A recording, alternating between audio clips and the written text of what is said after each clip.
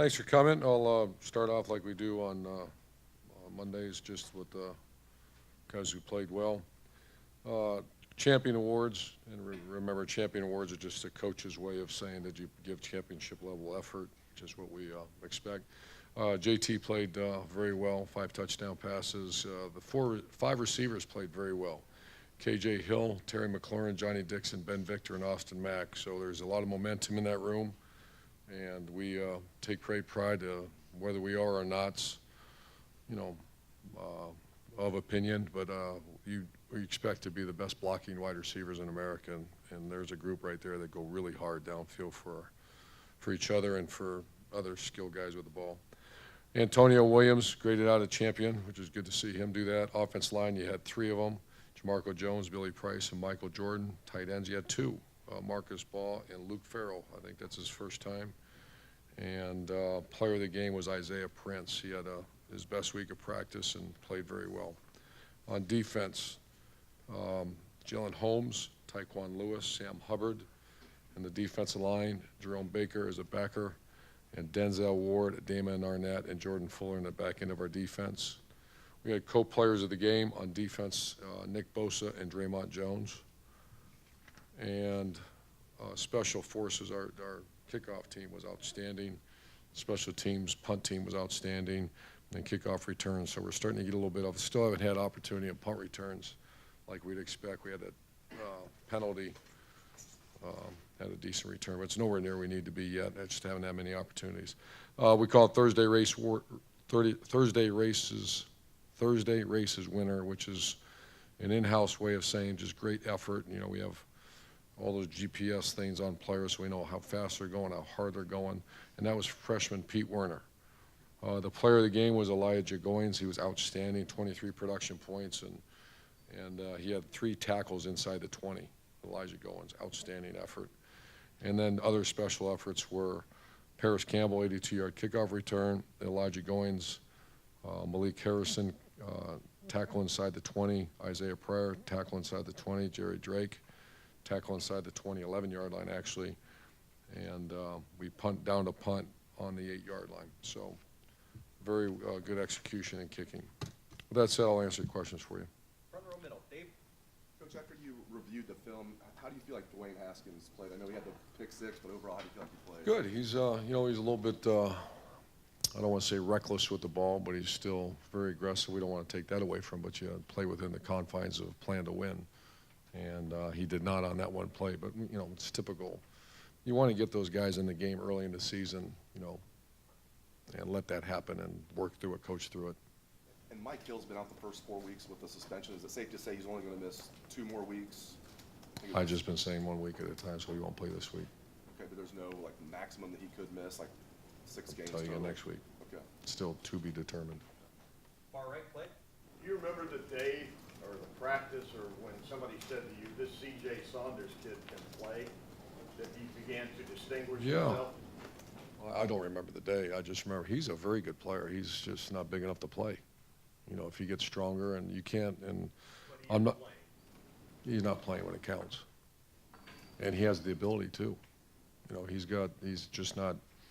And we've had that happen here when Dontre, you just can't, what do you do with him? Say, no, by the way, you don't have to really just fall down on this play because we are going to be a balanced team. But he's, you know, we're working on him because he's got the skill set, he's got the mindset. You know, he comes from a coach's family, he's a tough guy. Just got to get stronger. So he's lifting, eating, all of the above? Or all the above. And how do you transform a guy like that? It just takes time. Takes time. And did you give Chris Ash any advice when he left here regarding, you say it was going to be a tough road to hoe, or just? Well,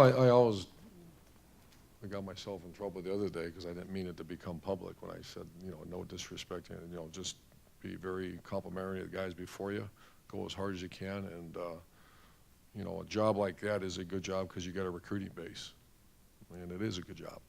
Now you got to make it a good job, and they're much better. That's the most improved defense that I've seen in the country this year. I mean, from last year to this year, they're really, they changed some things how they do business, and I just got done watching 4 hours of them on film, and their offense, I haven't watched them yet, but defensively, They had Washington, I would think, held to 10 points in the middle of the fourth quarter. Much improved on defense. And that's, you can see Chris Ash's fundamentals on it, and then also scheme. Front row right, Bill. I asked you after the game about the pass defense, and specifically the pass interference issues. When you watched it on tape, I know you're an offensive coach, but what is your philosophy in terms of how you teach that? Do you teach them to look for the ball? Are they doing something they should not be doing with the interference? Yes, they are. I think Shiano is a good one to, because I don't want to act like I'm expert at that. I have my opinions and we share them, and, you know, PIs are, that's one of the, you know, kickoff return, the front line of kickoff return, we have to turn and retreat and block people.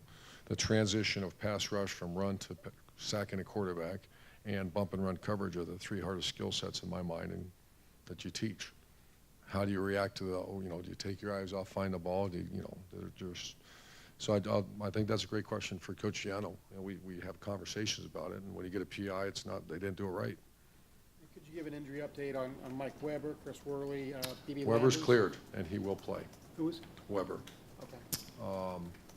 Joe Burrows is cleared, but, you know, last week I wasn't going to put him in harm's way. That was not a, and you know, Joe's such a tough guy. He thought he was ready after 7 days. You know, it's a broken bone, so that's why he went in later.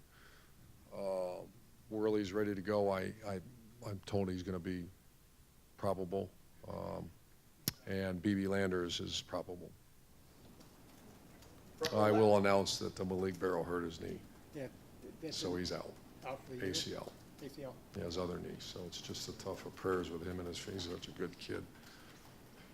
So Front row left, Bill. Urban, two of the balls that JT threw for touchdowns, the jump ball to Victor and then the one in the corner to Terry, seemed like very well-placed kind of red zone throws. Where are you, I guess, in your evaluation of throwing the ball when you get into the red zone? Are you? you can see we're working on it very hard. Obviously, the game changes a lot down there, and we haven't been good the last couple of years, so we're working our tails off at that. And having big guys like Austin Mack and Ben Victor, because a lot of those are two balls. Two balls mean it's, you know, a little bit of arc on it because you have to throw it. No one moves, you know, because everybody's in within that confined area. So how comfortable am I? Better than we have, but not where we need to be. I think it was 2013. You guys were best in the country at scoring touchdowns in the red zone. Was that just like, you had Braxton, obviously, but just like Braxton creating stuff? Or like, what were you doing then maybe? That Different was the tempo. That was Tom Herman was obviously very instrumental in that. We went, you know, I've always been a guy that you'd bring in two tights, and this was simply go as fast as you can and snap the ball. And you remember back then, and a lot of it was Braxton because he's so elite with the ball in his hand. Far right, Austin. Urban, last year there were so many conversations about the number of touches that maybe you wanted or could get to Curtis Samuel. Is it possible that Paris can get into that same category now? Sure. With what he's doing? Yeah, that's conversation's already started. What's a good number? I feel like we asked that for Curtis. I mean, you have so many other guys to get involved, but what would you like to see now with what Paris? I'm not there yet with Paris. You know, he's kind of you know, kickoff return, and do you put him on punt return? Do you know, he's dynamic. So you know, we're always in that 10 to 15 when you have elite guys that you want to touch the ball. Was that conversation really kick-started? If you looked at the Oklahoma game and you saw just 3 times for him, did that stick out in your mind? Did you notice that at the time? I noticed it. Front row left, Doug. Urban, you talked about Isaiah having a really good week last week. What's that do for an offense when your right tackle, that was an issue last year? If he's playing well and he's getting that right, what does that do for your offense? We are an offense live-driven program. We won our first season here. We won 12-0 because of Braxton Mill on the offensive line, and pretty salty, you know, pretty good defense. Not a great defense, but that's.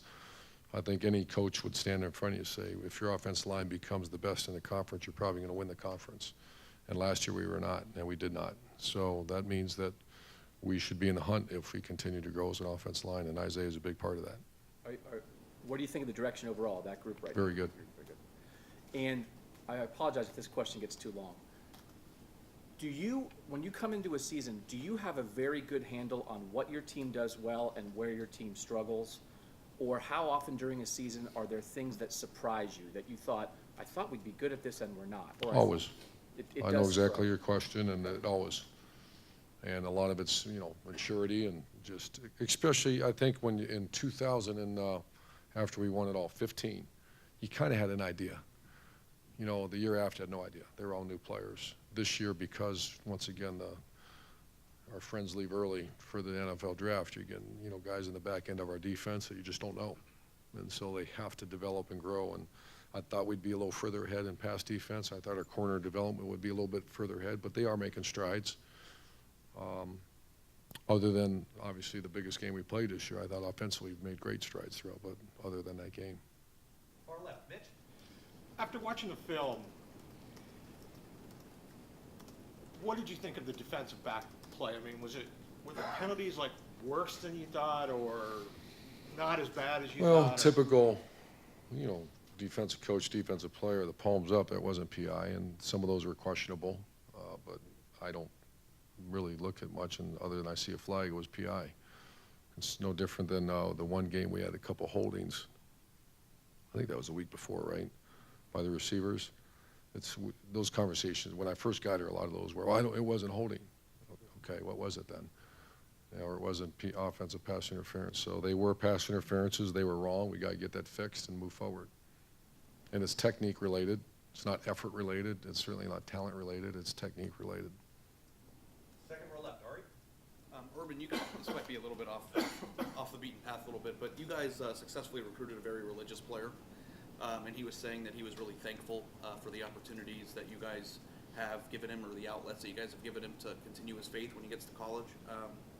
We're just wondering, when you're recruiting somebody whose faith is very important to them, how does that change the way you recruit them, and what can you elaborate a little bit on maybe the programs or the outlets that you give somebody who wants to continue their faith when they get here?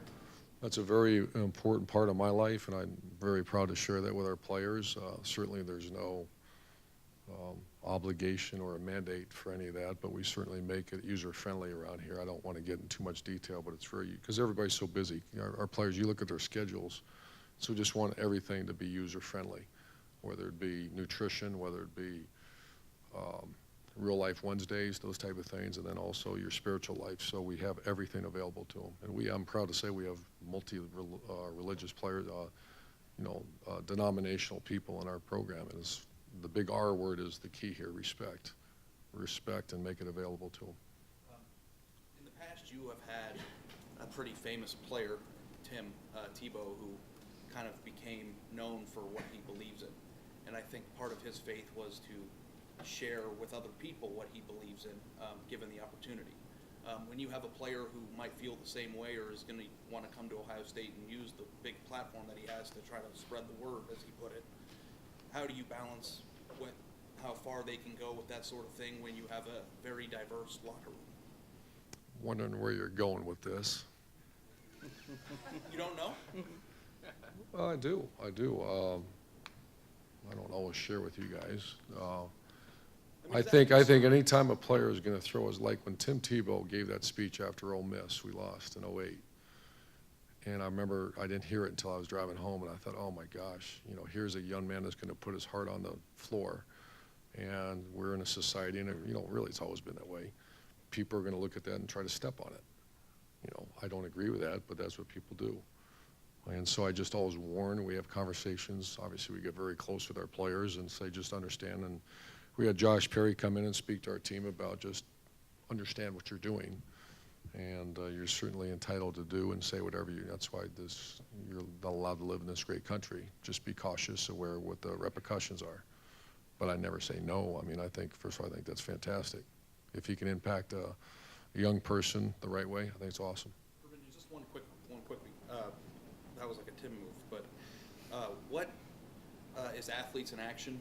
Can you just give me your viewpoint of what that is and kind It's of? a campus ministry that's been very influential in my life, and it's it's around the country. It's one of the largest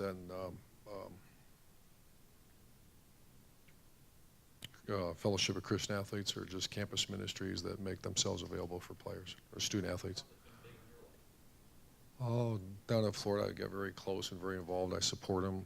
We have fundraisers at my house. I love the people involved, and I think they do a phenomenal job.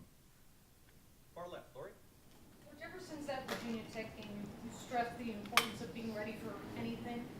I'm I'm wondering if you ever get in a point in the season when you have enough film on your opponents where you feel comfortable enough to start drilling down more specifically on what you need to be ready for that week. We're getting to that point. Usually it's mid-season. And you always look at who they played before you. If they play overmatched opponents, you just kind of throw that film away, other than personnel evaluation. But you're reaching that point now where, you know, you're starting to get the Big Ten Conference and everybody's playing a little more difficult preseason games. So, you know, you start getting to 5 or 6, you don't really look much back at the past. Or you don't block ghosts. But early in the season, you spend a lot of wasted time because you're not sure what they're going to do, especially against us. Since you alluded to it earlier, do you mind me asking if you've spoken to Tom Herman since that article came out on CBS? Texted with him. Far left, Matt. And there was zero intent. That was not what that was I know. typical. That's why I don't do interviews. In case you're wondering, I don't. Rest of the season is Big Ten football. Does it change things, feel different? What's different? Yeah, it was interesting to see that in the locker room after the game. I said, now it's time for conference play, and the players got excited, and that's why you go to work to try to get your ring. So, yeah. And also, a little off the beaten path, but with what happened, you have talked to us about talking to the team about social issues, and with what happened with the NFL yesterday and the anthem and what the president said. It can be a divisive issue in a locker room. How do you, when something like that comes up and you say you talk to the team about social issues, how do you make sure it's not divisive? What's your message, I guess, to your team who come from all different places and have different feelings about it? It's been pretty consistent. It's been very consistent since we've been here, and it's the R word, the respect. You know, respect all. And I personally have very strong beliefs and thoughts about things like that, and I share them with my friends, and obviously very close with my family about our thoughts. I have with some of our players. We have not. I didn't even realize it all happened until today because we're so busy on a Sunday. But you know, I visited with a few players, and I always listen to the pulse of the team. And I have, you know, Ryan Stampers of the world that are part of my staff, and I just listen. And if it needs to be addressed, I will. I haven't made that decision yet because I had no idea anything happened until today. But everything I'm hearing from our players, we're playing Rutgers and go as hard as you can. And final 2 questions. Back row, Jared. Hey, Urban, this is another example where you're playing against a team coached by a former assistant. And I just wonder, when you have an assistant here, working for you, whether it's been here or Ford or anywhere else, is there something unique in that person that you can identify and say that Sure. person's going to be a head coach? Can you explain what the dynamic is that person has? Sure. I think big picture. I think you know, if he lives in a little tunnel world, sometimes those are your best assistant coaches, but they're not meant to be a head coach if they're big picture people. And I think especially in college, the recruiting aspect, they can't be good. They have to be your best recruiter on your staff, or they're going to fail. And so big picture and a great recruiter, and then there's other things, but those are the two main. And I usually can tell right away. When Chris Ash was here, for example, what was it you saw in him when you hired him, and then when he was ready to leave, that made you think that guy, he's got it? The 2 things I mentioned, Exactly. and yeah, I knew Chris was going to be. You know, he's one of the best we've had, and obviously did a great job. We went from most missed tackles in college football to the fewest. And was 14 his first year? Yeah, so he did okay. I'd give him a good solid A-. No, he was an impact coach for us, and you could tell right away. I think Chris is a great coach. And final set of questions. Front row, right, Tim. Urban, is there such thing as a kicker? I mean, do you pay attention to, like, literally the thump of the ball when the guy's foot's hitting it? And do you hear that now with Sean Nurnberger again? I mean, Yeah. what is different about him compared to, like, a couple of years ago? Well, maturity and in shape, a grown man. He was a little boy when he first got here and acted like a little boy and didn't prepare like a grown man. So he's a grown man now. He's actually coaching our freshman kickoff guy who did much better Saturday other than the one. So I really, you know, I think his family and obviously this program has done wonders for him because he's a grown man. He's really handling, he's hitting it now. That's in practice. He had a 57-yarder the other day, and he's hitting it. Do you get the sense Paris Campbell is close to a kickoff return? I mean, to the house? 7 yards or something, yeah. Yeah. But I mean, Poor Coach Combs. what is he showing you though, when you watch the video? What is he, what is coming across? Obviously, he's getting some Dynamic. blocking too. Yeah, and it's, if you're, I've done that special teams forever, if you get a real guy back there, you block harder. If it's just human nature, if you get a guy that can't do it, then why am I doing this? Because there's not one player in this program that came here to be a right guard on kickoff return. But the culture of the program and that knowing that cat's back there, you better block hard because this might come out. I think he's leading the country right now. Oh, no.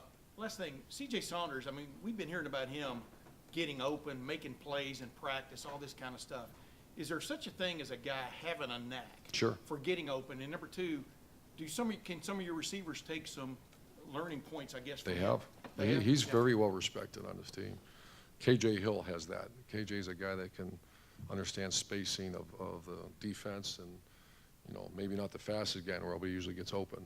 And CJ, I think he's got 2 years left after this. He has the ability to play here if he gets stronger. Do you have a target weight for him? I mean, what is the, Big, yeah, bigger? bigger. Yeah. Yeah. Okay, I'm sorry, Coach, one last. Steve, in the back row middle. Something just came out about, another Big Ten head coach just made a comment that it is a league-wide problem about standard of care for the visiting team going in at these other home venues. Says that their reception was not good and that the locker room. Here? No, Oh. not Ohio State. That it's a league-wide problem. You've been all around the league at this point. Have you encountered many difficulties, either the reception you've had, the cleanliness of the locker room? Couple, But do you view it as an issue that the commissioner should yes. take up? And I've shared that with our athletic director, and the commissioner should handle that. This is not, all due respect, this is a Big Ten conference, so. Yeah. The days of treating your, that's happened. Should be the best of the best? Absolutely. And that's the commissioner, in my very strong opinion, that should not be allowed. Thanks.